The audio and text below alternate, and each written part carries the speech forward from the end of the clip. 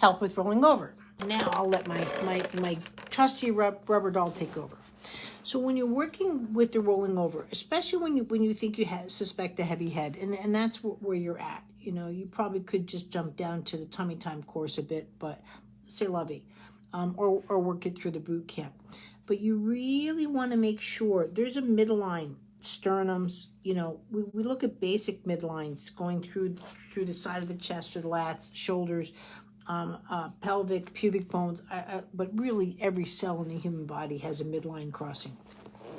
So when you're working like that, you really want to make sure right at the midline that the baby wants to stay in a balance. Now, this is where you're getting the heavy head. Let me move this a little bit here. So you probably do want to, you don't have to hold the head. I'm not looking for like holding the head because you don't have head instability. But again, you're going to want to just synchronize this because when a child rolls over, they should be rolling over with the head being up, not down.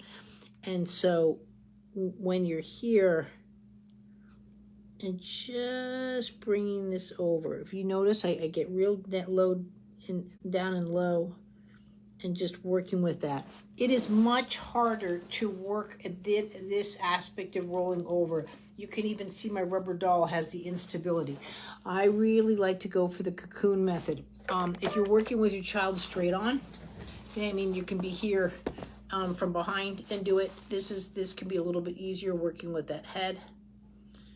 And just going here. So it's the same thing when the child's in tummy time, right? And you're going from those feet, yeah, you're gonna get that head hit and they're gonna go into a fall.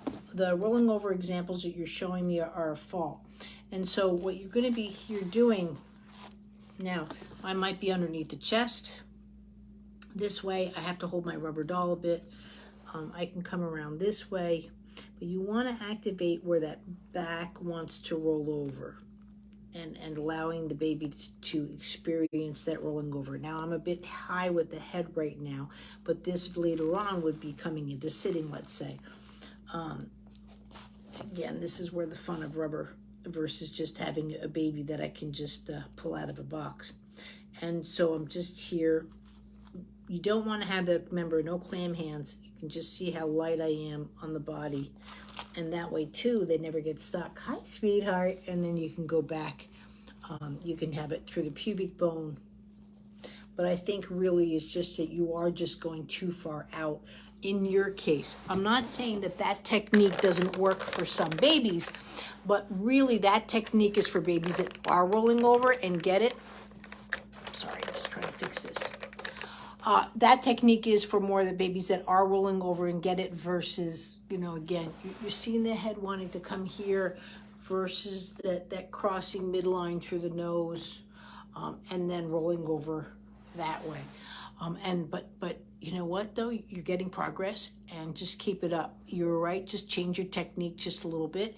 And then again, post another video. Thanks.